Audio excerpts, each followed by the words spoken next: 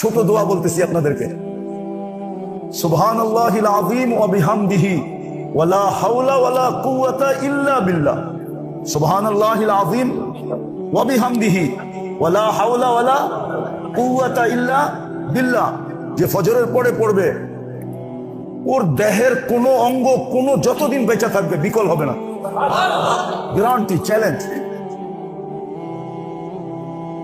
যে সকালে পড়বে আর বিকালে পড়বে, মাগরিবের পরে 3 বার, ফজরের পরে 3 বার, ওর মৌত পর্যন্ত যদি বিশ্বাসের সাথে পড়ে, মৌত পর্যন্ত কোনো অঙ্গ বিকল হবে না। কোন অঙ্গ কি হবে না? কি হবে না? কি হবে না? বিকল হবে না, বিকল হবে না। যে পড়বে, আল্লাহর রাসূল গ্যারান্টি দিছে, ওর কোনো অঙ্গ মৌত পর্যন্ত বিকল হবে না।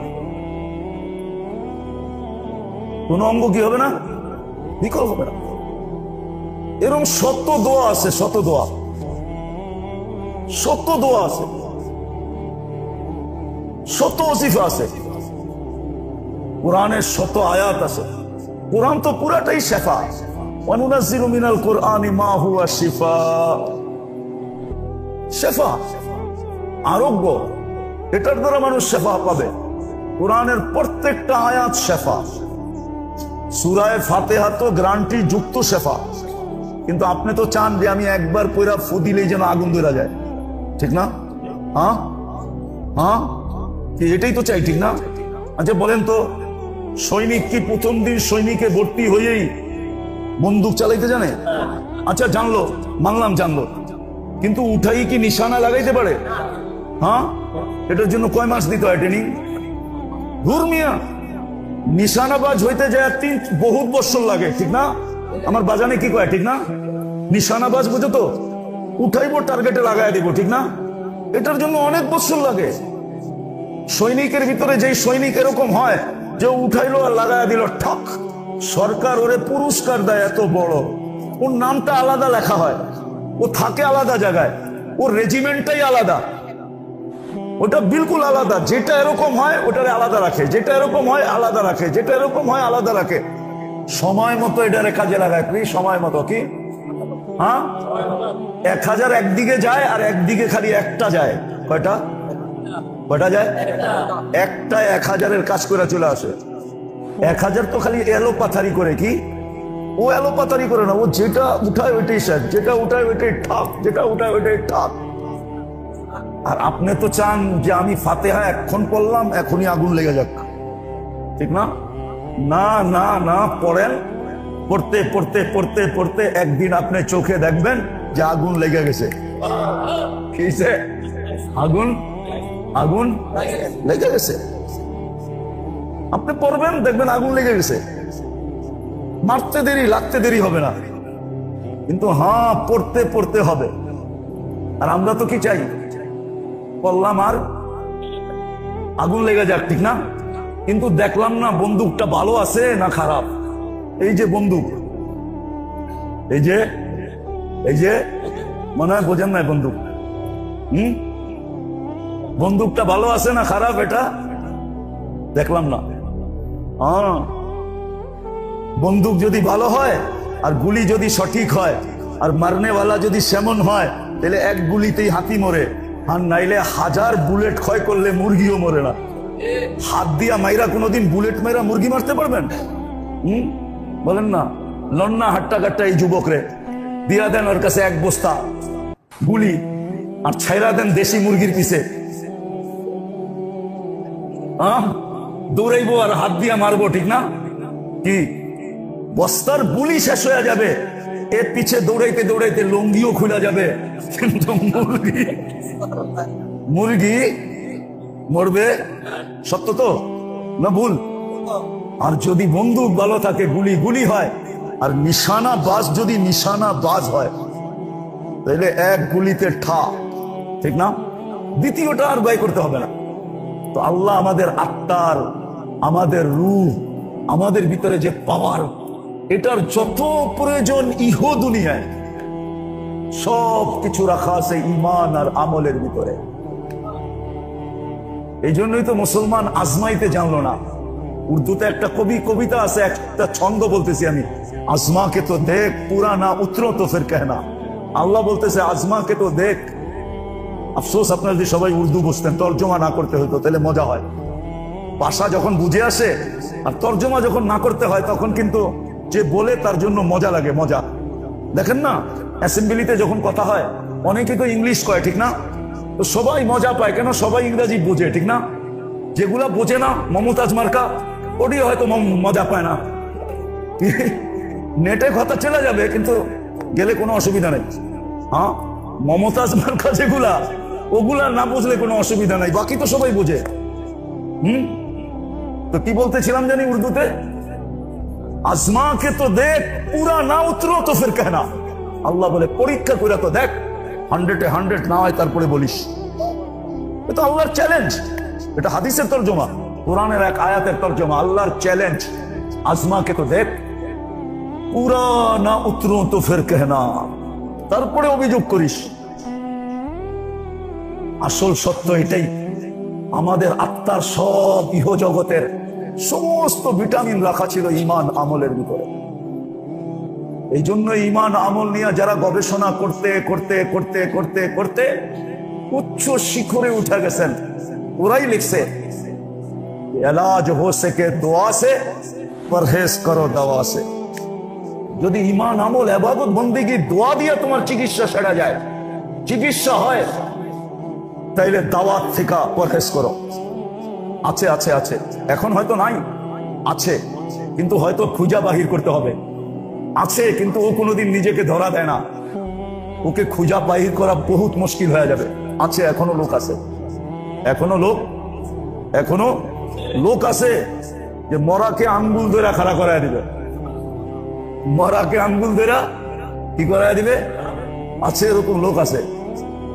ওর দোয়ার ভিতরে তাসির আছে, ওর বন্দুক ঠিক আছে, ওর বন্দুক গুলিও ঠিক আছে, নিশানাও ঠিক আছে, নিশানা বাজ, করতে দেরি খাড়াইতে দেরি করে না।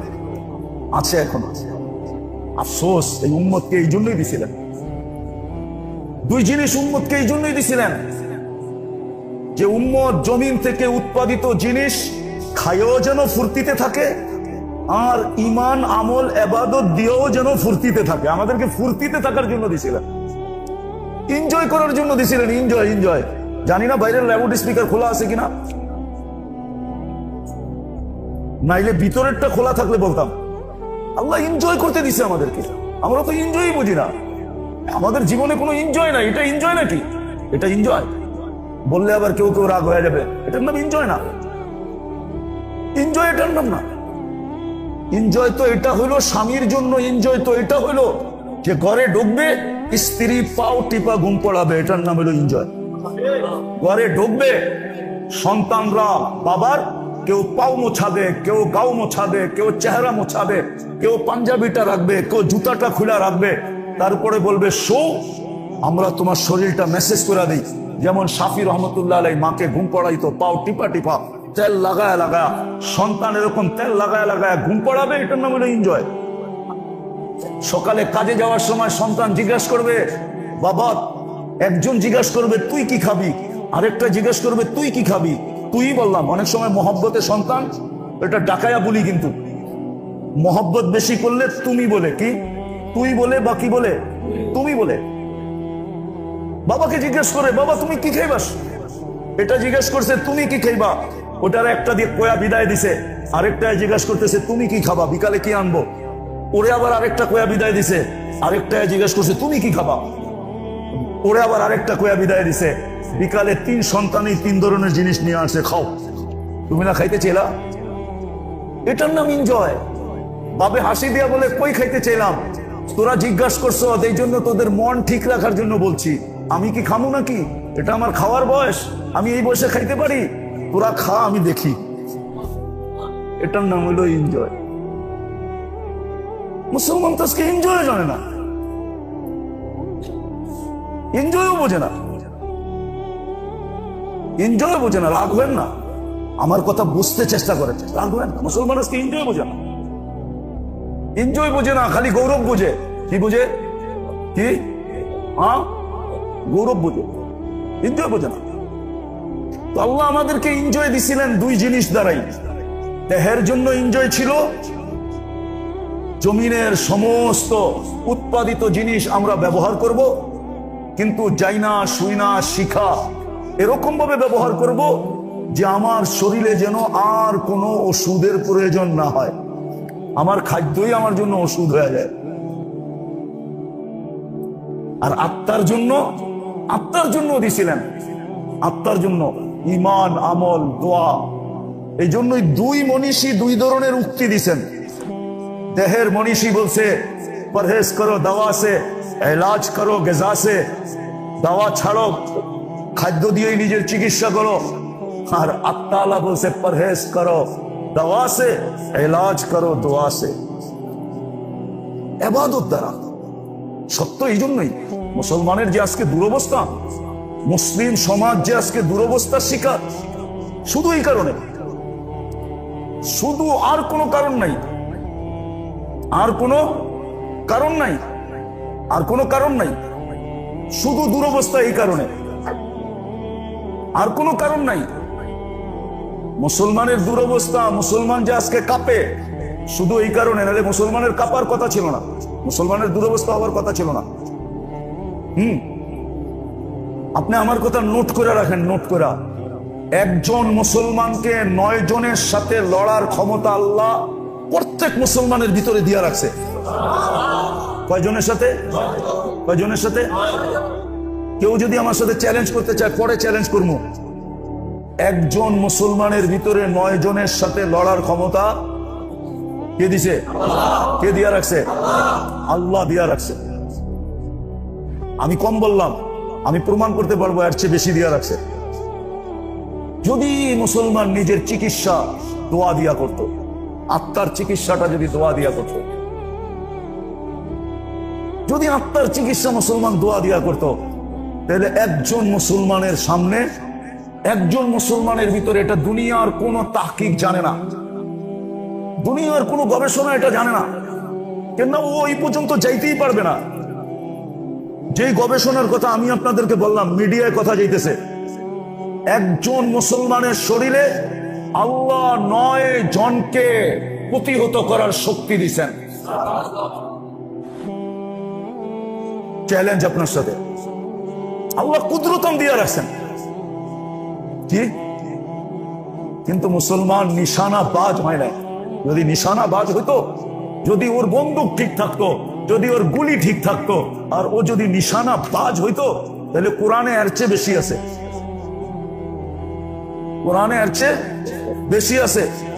একজন 100 জনকে সাইজ করে ফেলবে, একজন 100 জনকে। একজন কয়জনকে? 100 জনকে। তাইলে ওই শক্তি আল্লাহ, ওই আল্লাহ 9 জনেরটা কি করে দিবে? 100 বানায় দিবে। 100 9 জনেরটা কি বানায় দিবে?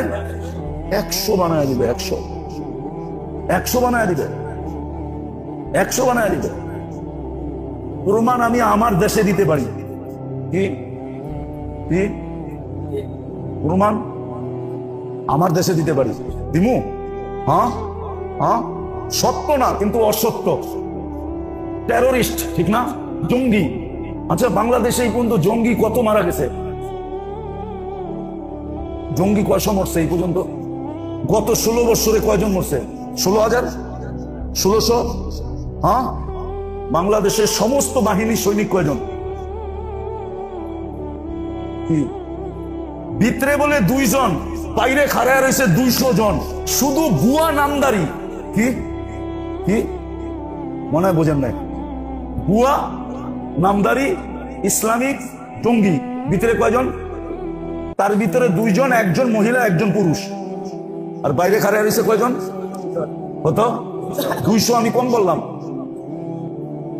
ভিডিও দেখা যাচ্ছে মত করে, এখন ভিডিও আছে, ভিডিও আছে। মারা যাওয়ার পরে তারপরে জানছে যে ভিতরে একজন মহিলা, একজন পুরুষ। বাচ্চাটারে বাদ দিলাম, ওটা তো বাচ্চা, কোলের শিশু, দুধের শিশু, ওটা বাদ দিলাম।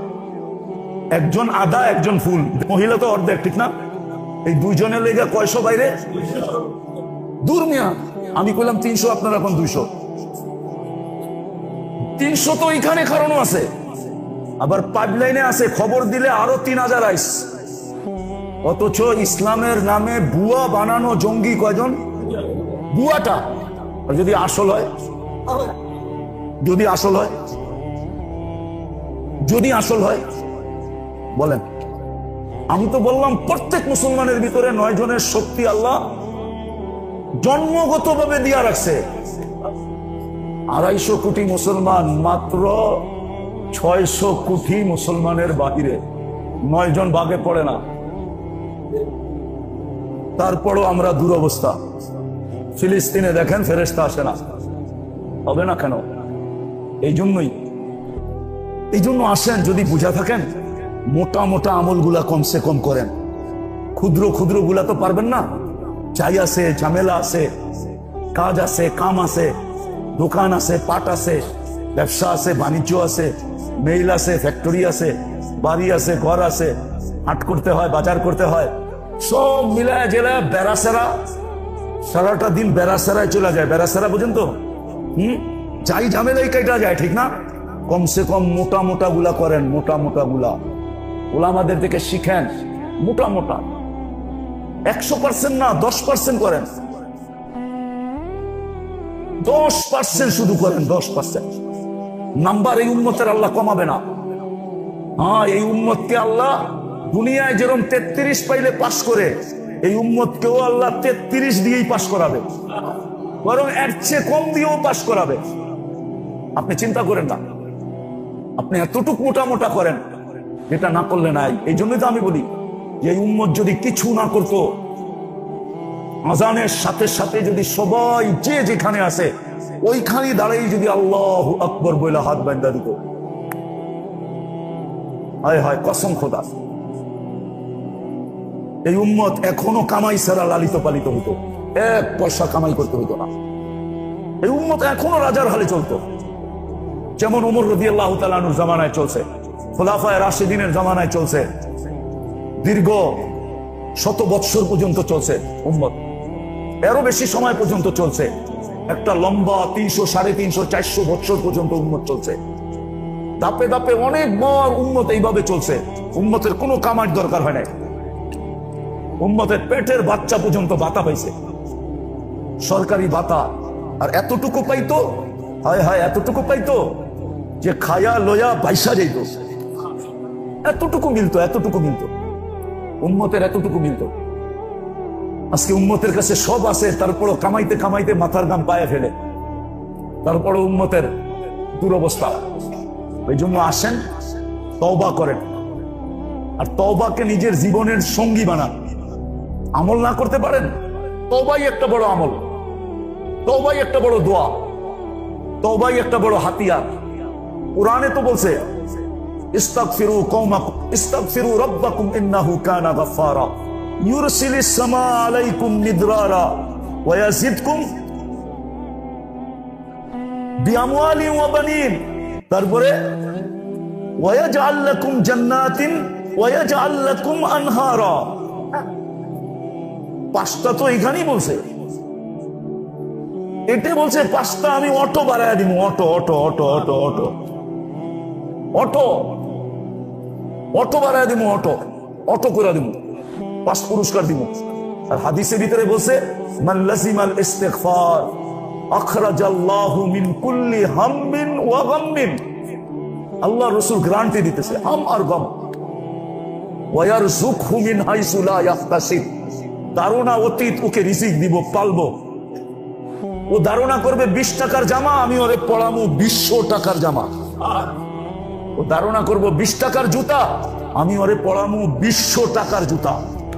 ও ধারণা করবো এই মাসে 50,000 হইলেই হবে, আমি ওকে এই মাসে 50 লাখ দিয়া পালবো। ধারণা অতীত দিব, গ্যারান্টি। ইস্তেগফারকে সঙ্গী বানান। ওলামাদের কাছ থেকে শিখা শিখা মোটা মোটা আমল করেন, মোটা মোটা।